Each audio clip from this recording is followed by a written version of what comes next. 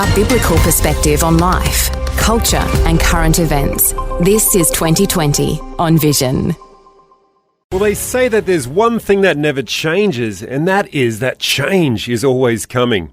Sharing with us today around the rise and now presence of artificial intelligence, what it means to us in the present and also into the near future, is Stephen McAlpine, an award-winning Christian author, pastor, and national consultant for churches and Christian schools. Welcome to the program, Stephen.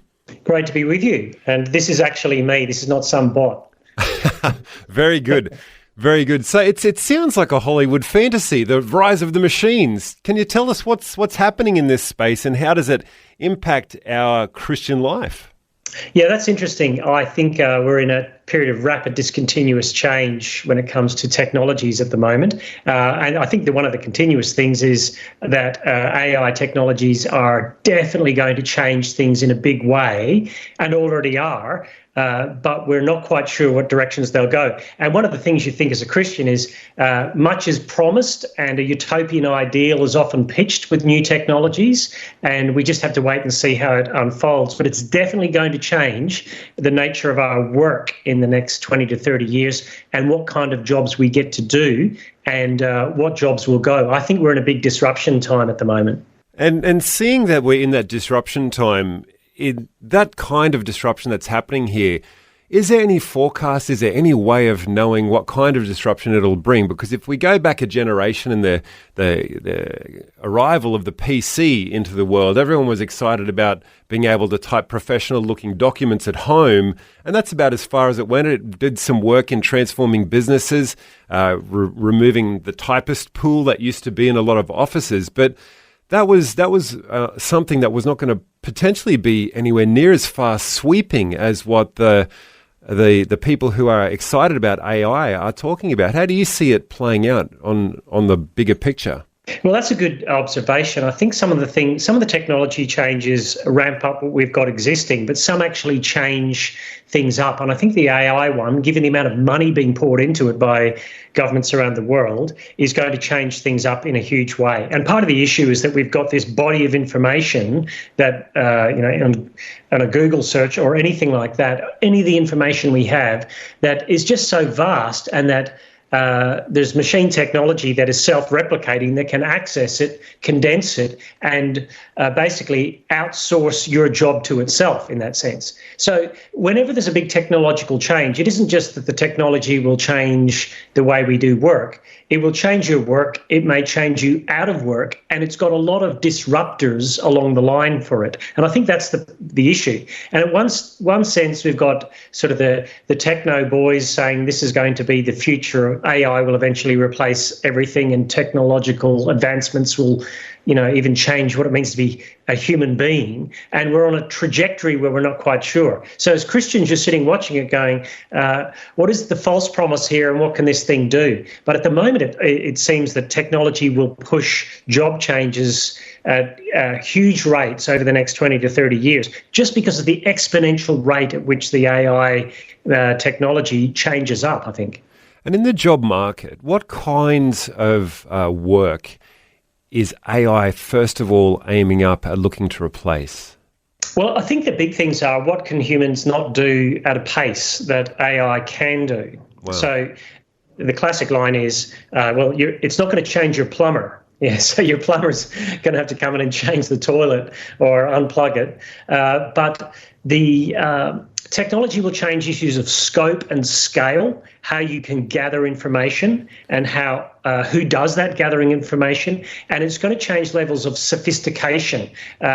When you're modeling something, how can you model it? And I think that's going to be a key issue in the job changes. So often we thought that technology would change blue-collar work, and it did in the robotics, but in the small-scale granular, the new technologies will change a lot of the middle sort of income and white-collar jobs, and we probably hadn't predicted the pace at which it would do that. That's not to say it won't help you have different jobs or help you do jobs better, but it is certainly going to replace a lot of jobs.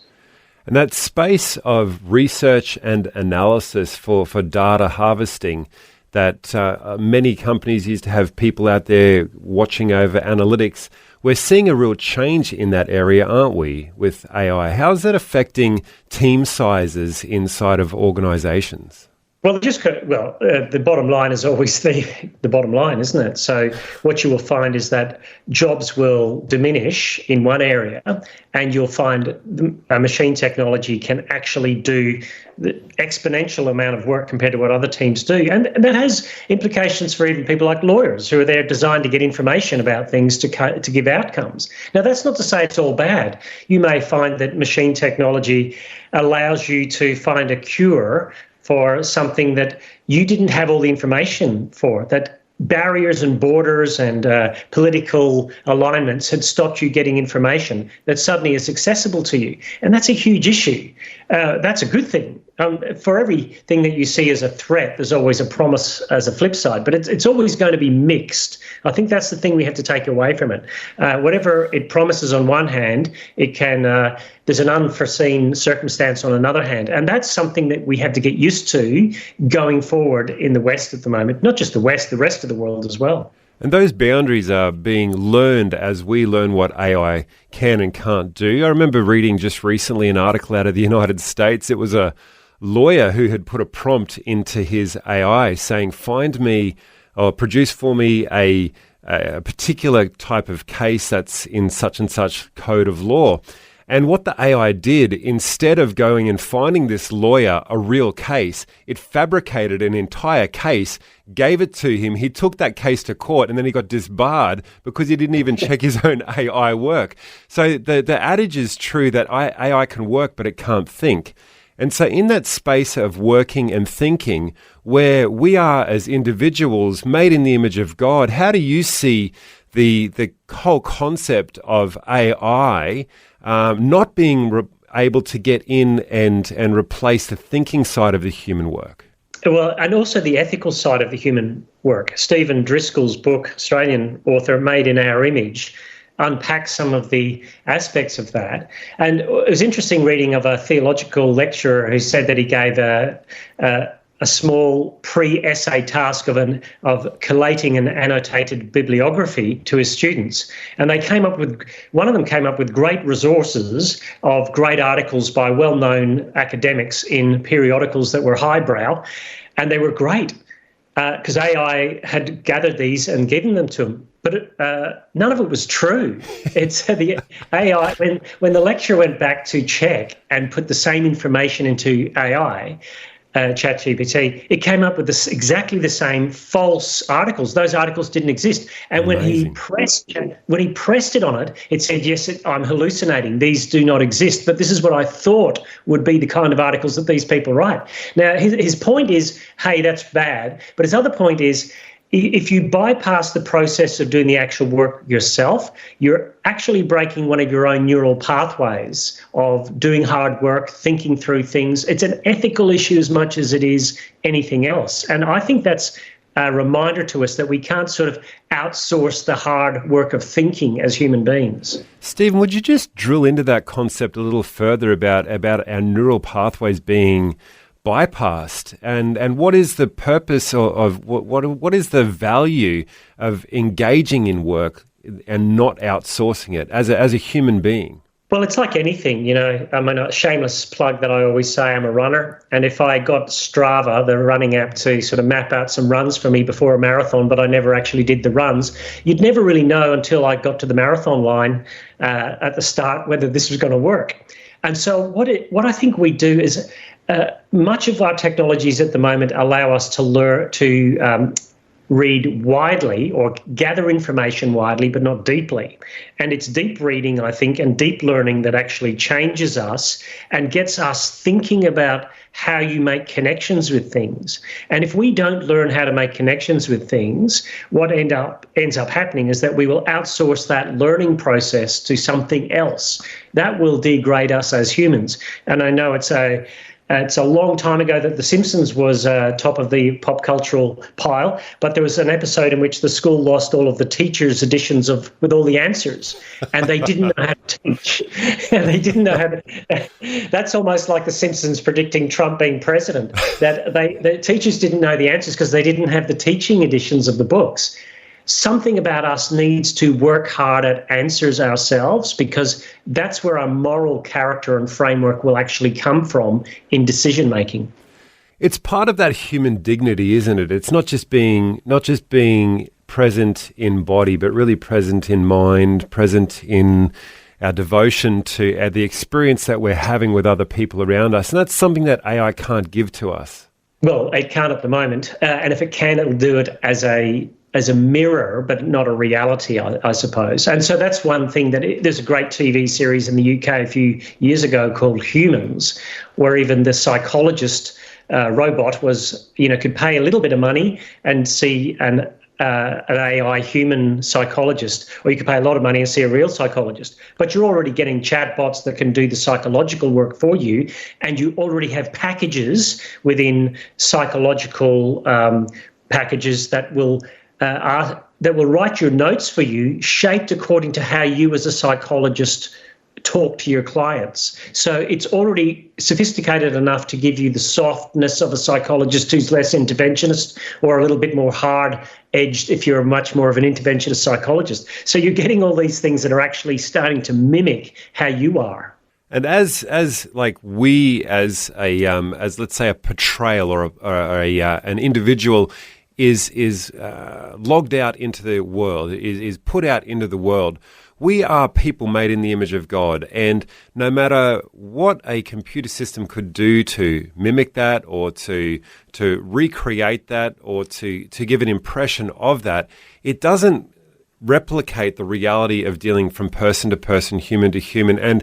And no matter how hard we engage with the use of AI for the different tools that we use in our modern day, that AI, it's only a tool to help us achieve what we could do as an individual. Now, as we go forward in community, and many of the more basic jobs of labor and of research and the things that can be computed by AI are coming to the fore, and they're being employed by people, there's going to be impacts into jobs. What would you say to the human experience of people who find their image, who find their identity, who find their self-worth in the career that they've had? Because perhaps in the next season, there's going to be people who are going to have to reinvent themselves. Where does our worth lie in a world that's coming where many of the careers potentially that have been around for decades, even centuries, will find themselves to be replaced? Yeah, that's a really good question. And one of the things is, if you go back to the Bible and you see where the fact that the slaves were told by Paul in Ephesians and Colossians, you've got an inheritance kept in heaven for you as you do your work. So you won't be forgotten. So part of our identity in Christ says that no matter what happens in our job, and it's a luxury in the 21st century to have identity tied up in work, your identity's not there. And nothing else is made in the image of God except humans. And no one else is recreated in the image of Christ except humans. And I think that's something we're going to have to grapple with and think through, getting our identity right in these midst of these rapid discontinuous changes that we're experiencing. And I just want to add on to that. Not only are we made in the image of God, but in all of creation, we are the only thing regenerated. We're given the eternal life of God this side of death. And no matter how good of a facade that any kind of computer could put forward, it cannot imitate life, but let alone regenerated life. And the value that we have as individuals in this world isn't really about what we do, is it? It's about who we are as we walk with the Lord. Look, and I think that's where it says in 1 Peter that angels long to look into what God has given to humans in Christ. AI might long to look into it as well, but neither AI nor angels are made in God's image, nor can be recreated in the image of Christ. And I think that's the distinction that a materialist worldview of AI cannot hold on to. And the experience that a lot of our, people in Australia are going to experience as they go into this area, there's going to be people listening today who are going to face layoffs because of AI. They're talking about Microsoft is going to slash huge amounts of their labour force overseas. Amazon are getting in on the trick as well. It's going to hit.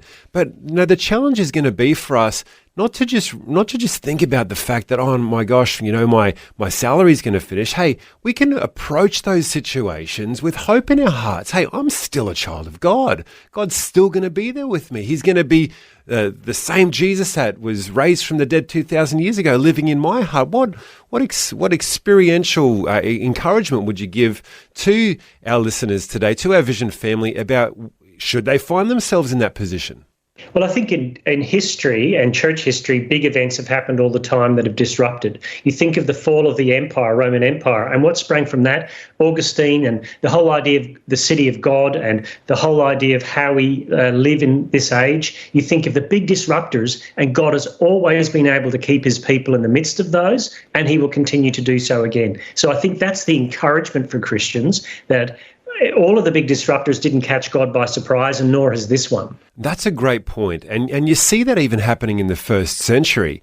They were worried when Jesus was in the grave, and then all of a sudden he's raised, and it's exciting days, and wildfire, the Christian faith is tearing through the Roman Empire. Then, oh my gosh, the emperors are coming after us and burning us alive. There's always been situations that have been imminently threatening that God always has the ability to rescue his people through, but also give them hope for the future and a way into the next season that's coming. So what would you see on the other side of this, as we wrap up in about a minute, as a future beyond this for the church? Well, I think there's definitely a place for, no matter what AI does or no matter what technology does, face-to-face, eyeball-to-eyeball relationships among humans is what God has intended for us. And I think low-key church will keep going, no matter whether you use AI in your church for whatever you need it for, that's fine. But you'll never replace relationships face-to-face. And we couldn't do it during COVID. We didn't think it was enough.